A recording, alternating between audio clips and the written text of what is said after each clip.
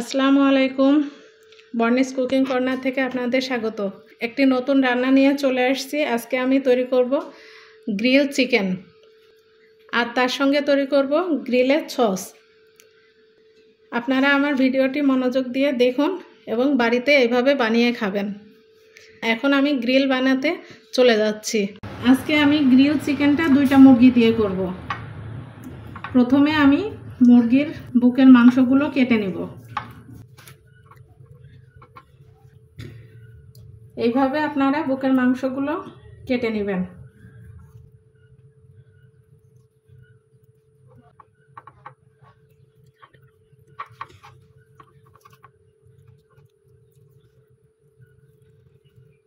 আর পর্যন্ত আমি বুকের মাংসগুলো ভালো করে কেটে নেব। এখন এই রানের মাংসগুলো কেটে নেব। এভাবে কেটে নিলে মশলাগুলো ভিতরে ঢোকে, মুরগিটা খেতে ভালো লাগে।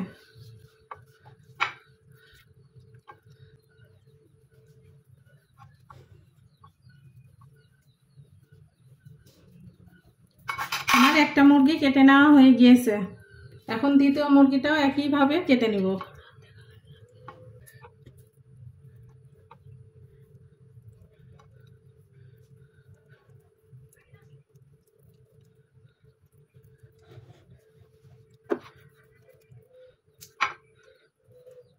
একইভাবে আমি রানের সাইডটাও কেটে নেব।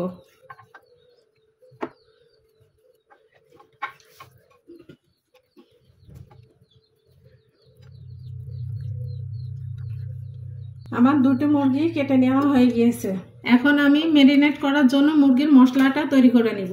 আমি 2টা মুরগির জন্য 4 টেবিল চামচ পেঁয়াজ বাটা দিয়ে দিব। রসুন বাটা দিয়ে দিব 1.5 টেবিল চামচ মতো। আদা বাটা দিয়ে দিব 1.5 টেবিল চামচ পরিমাণ।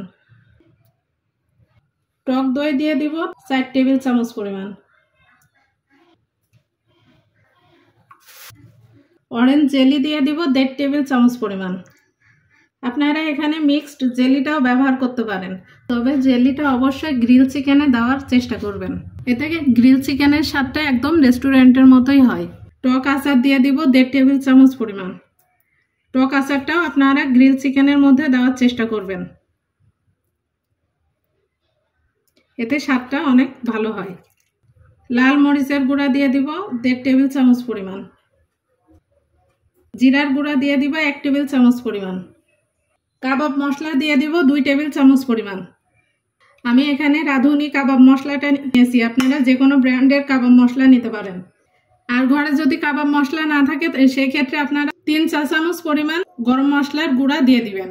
2 টেবিল চামচ পরিমাণ টমেটো সস দিয়ে দিব। 1 চা চামচ পরিমাণ চিনি দিয়ে দিব। 2 টেবিল চামচ পরিমাণ সয়া সস দিয়ে দিব। পরিমাণ মতো লবণ দিয়ে দিব। 2 টেবিল চামচ পরিমাণ লেবুর রস দিয়ে দিব।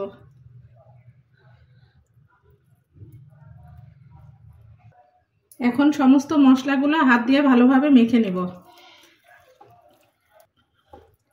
সমস্ত মশলা ভালোভাবে মাখিয়ে নেওয়া হয়ে গিয়েছে।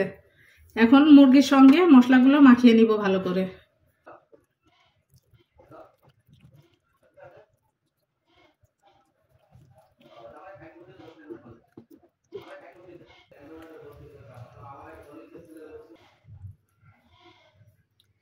মশলাগুলো এই কাটা মাংসের মধ্যে ভালো করে ঢুকিয়ে ঢুকিয়ে মাখিয়ে নিতে হবে, যেন সমস্ত জায়গায় ভালোভাবে মশলাটা মেখে যায়।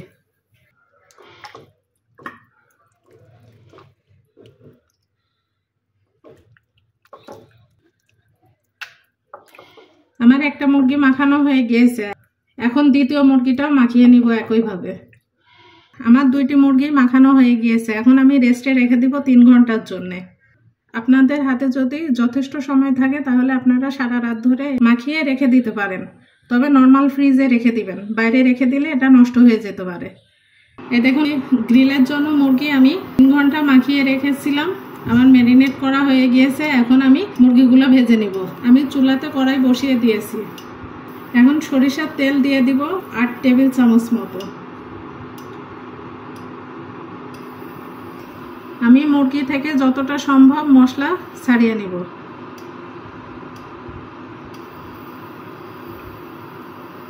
মুরগি থেকে মশলা ছাড়িয়ে নেওয়া হয়ে গিয়েছে।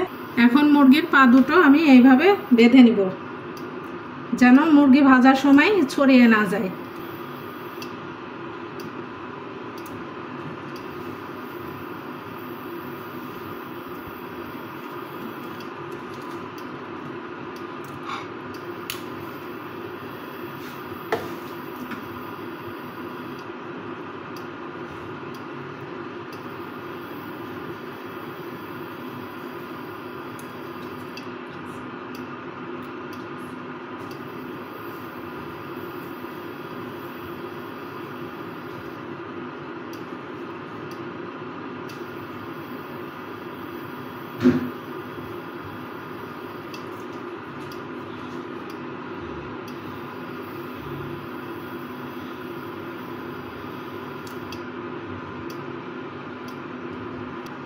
একইভাবে আমি দ্বিতীয় মুরগির পা দুটো বেঁধে নিব।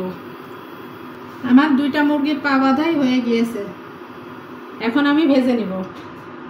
তেল গরম হয়ে গিয়েছে, মুরগিগুলো আমি দিয়ে দিব।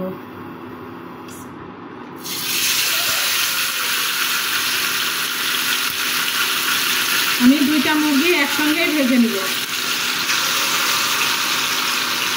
3 মিনিট অন্তর অন্তর মুরগিটা উল্টে উল্টে ভাজতে হবে,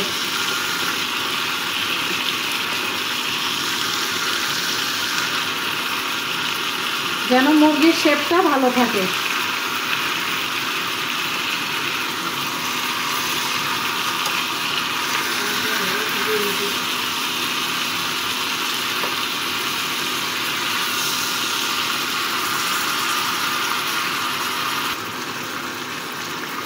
তিন মিনিট পরে আমি আবার আরেক সাইড উল্টে দিব।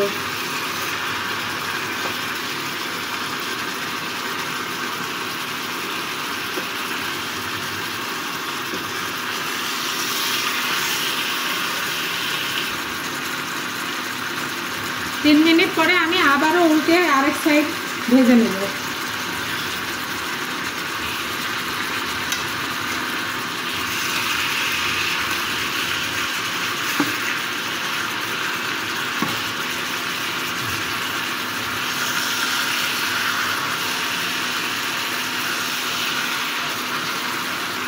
তিন মিনিট পরে আমি আবারও উল্টে দিব।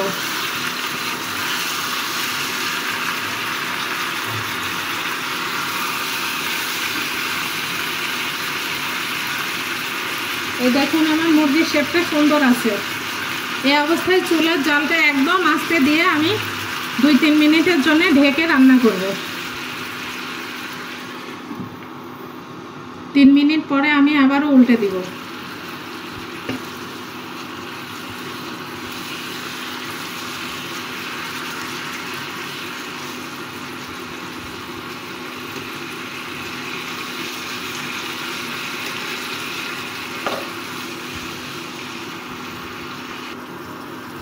আমার মুরগি থেকে যথেষ্ট পরিমাণ পানি ছেড়েছে, তাই আমি আর পানি অ্যাড করলাম না।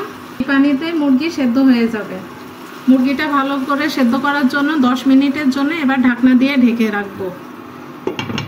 10 মিনিটের মধ্যে চিকেন সেদ্ধ হয়ে গিয়েছে। এখন চিকেনে প্রচুর পানি বের হয়েছে, এটা শুকিয়ে নিতে হবে। চিকেনের পানিটা একদম টেনে এসেছে। এই অবস্থায় চিকেনের গায়ে যে অবশিষ্ট মশলাটা রয়েছে একটা ব্রাশ দিয়ে ব্রাশ করে দেব।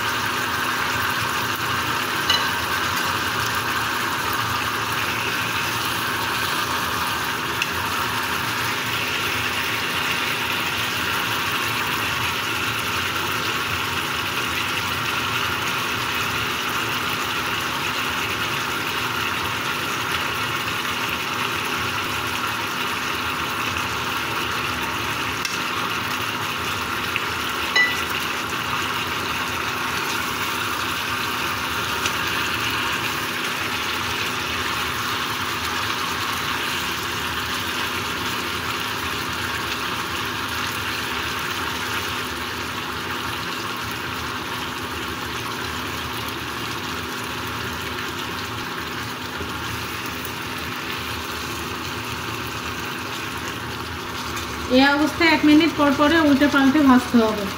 আর ব্রাশের সাহায্যে যে অতিরিক্ত মশলাটা রয়ে গিয়েছে সেটা লাগিয়ে লাগিয়ে দিতে হবে। প্যানের মধ্যে যে মশলাটা রয়েছে তেল মশলা সেটাও তুলে তুলে মুরগির গায়ে লাগিয়ে দিতে হবে যেন মুরগিটা ড্রাই হয়ে না যায়।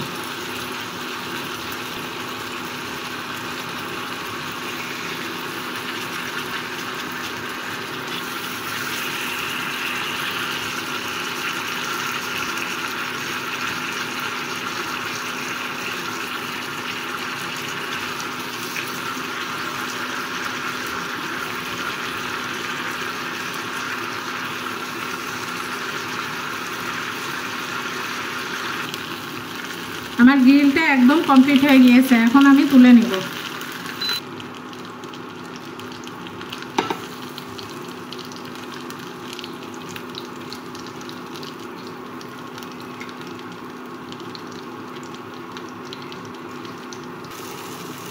মুরগি ভাজার অবশিষ্ট মশলার মধ্যে যে মশলাগুলো রয়েছে সেগুলো আমি কষিয়ে নিব। মশলার বাটিটা ধুয়ে 2 টেবিল চামচ পরিমাণ পানি দিয়ে দিব। আমি এখন এই মশলাটা ভালো করে কষিয়ে নিব। আমি নেড়ে নেড়ে গ্রেভিটা তৈরি করে নিয়েছি। গ্রিলের জন্য গ্রেভিটা একদম তৈরি হয়ে গিয়েছে। এখন আমি বোলের মধ্যে ঢেলে নিব।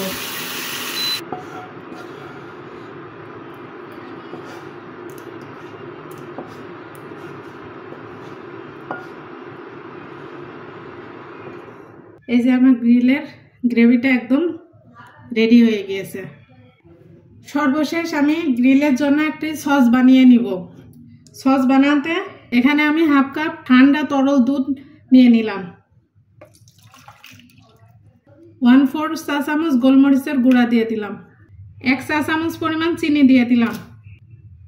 1/4 চা চামচ পরিমাণ সরিষা বাটা দিয়ে দিলাম। আপনাদের ঘরে যদি সরিষা গুঁড়া থাকে তাহলে আপনারা সেটাই ব্যবহার করবেন। আমার ঘরে সরিষার গুঁড়াটা নাই, তাই আমি বাটাটাই দিয়ে দিলাম। 1/2 চা চামচ পরিমাণ টক আমের আচার দিয়ে দিলাম। আপনারা এখানে টক আমের আচার কিংবা টক জলপাইয়ের আচারটা ব্যবহার করতে পারেন।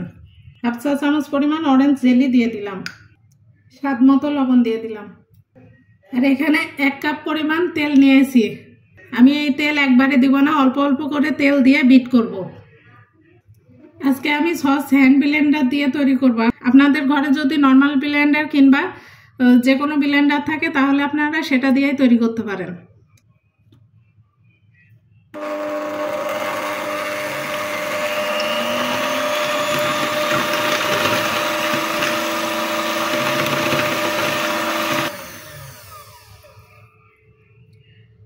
আমি অল্প অল্প করে তেল দিয়ে বিট করে নিচ্ছি।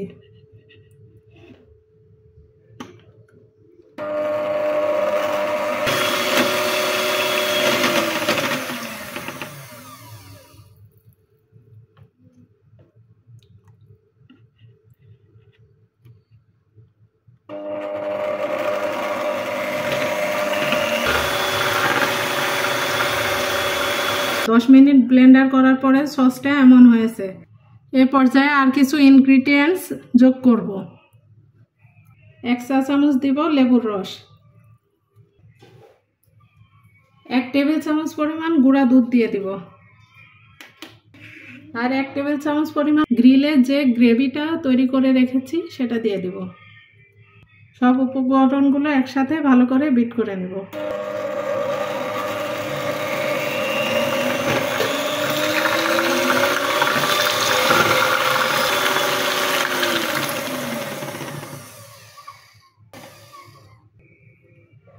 আমার সসটা একদম তৈরি হয়ে গিয়েছে। এখন আমি বাটিতে নামিয়ে নিব। সস তৈরি করতে আমার প্রায় 15 মিনিট মতো টাইম লেগেছে। সসটা আমি একটা বাটিতে ঢেলে নেব। এই দেখুন আমার সসটা কি সুন্দর থকথকে হয়েছে আর খেতেও অনেক টেস্টি হয়েছে। এই সসটা তৈরি করার সময় সব সময় দুটি কথা মাথায় রাখবেন। সর্বপ্রথম লিকুইড ঠান্ডা দুধ নেবেন, আর দ্বিতীয়ত যতটুকু দুধ নেবেন তার ডাবল তেল ব্যবহার করবেন, তাহলে সসটা একদম পারফেক্ট হবে। এই দেখুন আমার গ্রিল এবং গ্রিলের সস সব তৈরি করা হয়ে গিয়েছে। আপনারা এইভাবে বাসায় তৈরি করে খেয়ে দেখবেন এবং আমাকে কমেন্ট করে জানাবেন কেমন হয়েছে।